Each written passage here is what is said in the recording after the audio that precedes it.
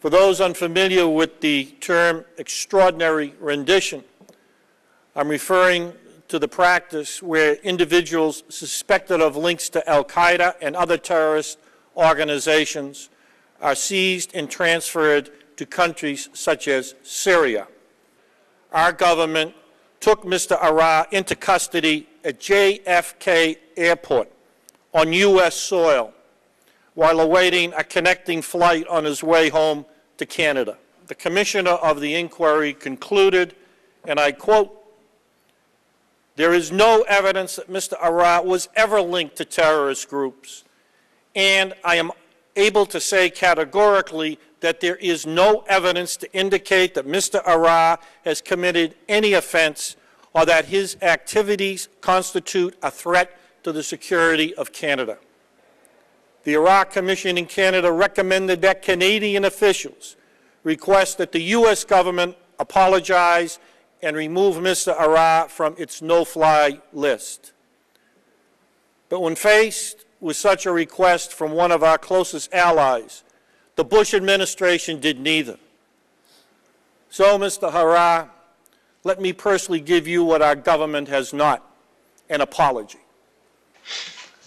Let me begin by telling you, Mr. Chairman, how grateful I am to you and other members of the committee for offering their apologies. I do hope that the government will eventually and officially apologize.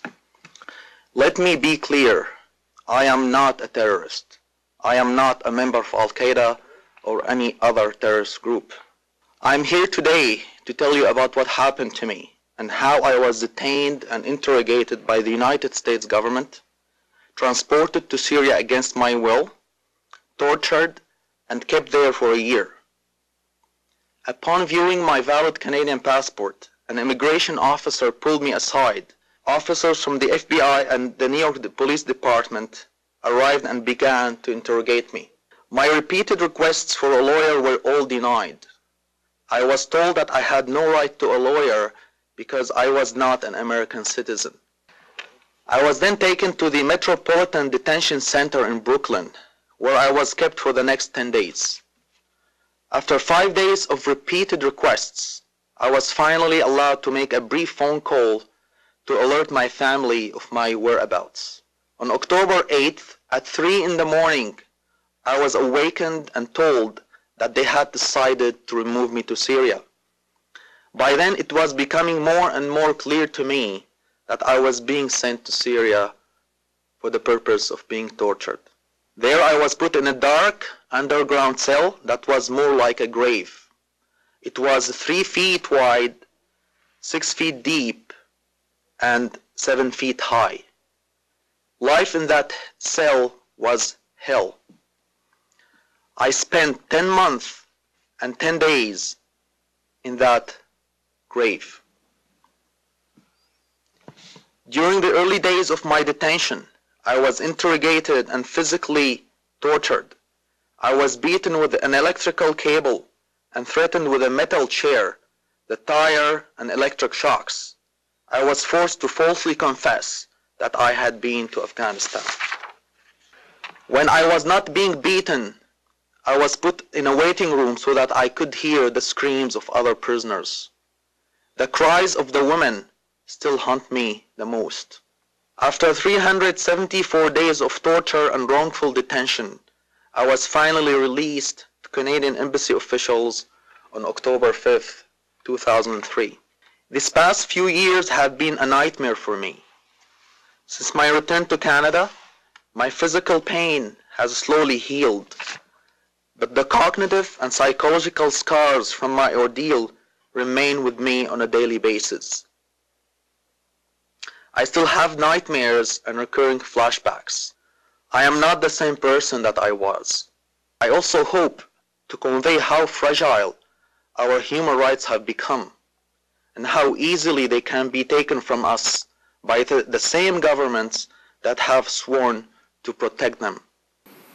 My friends on the other side of the aisle believe that the rendition program must be stopped because of errors like the one that led to Mr. Arar's ordeal. To them I ask, Should we halt every government program that, due to a human error, results in a tragedy? As we are embroiled in an historic struggle against an enemy that is committed to destroying our way of life and murdering our citizens to terrorize our populations, we are using rendition to stop them, and it works. There has not been a single major terrorist attack on America since 9/11. Does our government claim the legal authority to snatch someone off the street and lock them up without a trial, or to turn someone over to another government for the purpose of being tortured? And it is not enough to say that this is a mistake and that we apologize. Not as long as the policy underlying it continues and we continue to claim the right to snatch people off the street, kidnap them, and send them to another government where we know they will be tortured. Many of us believe that we are in a state of war in the United States. I mean, we have, after all, suffered the reality of what happened perhaps just 1 year before you were taken into custody, where 3,000 of our citizens were slaughtered right in front of us. And that does, when you are at war with people who are willing to slaughter those numbers of people, that does affect the way you do business. And I would have to suggest to you that the primary injustice that has been done to you is that our country made a mistake and is not willing to own up to it now. Not that after, just less than a year and 1 month after 9/11, that we made a serious error when trying to track down people who were connected to Al-Qaeda, which was the terrorist network that had just slaughtered our people. What is troubling about what happened to me? I would have believed this is an innocent mistake if this was not happening to others.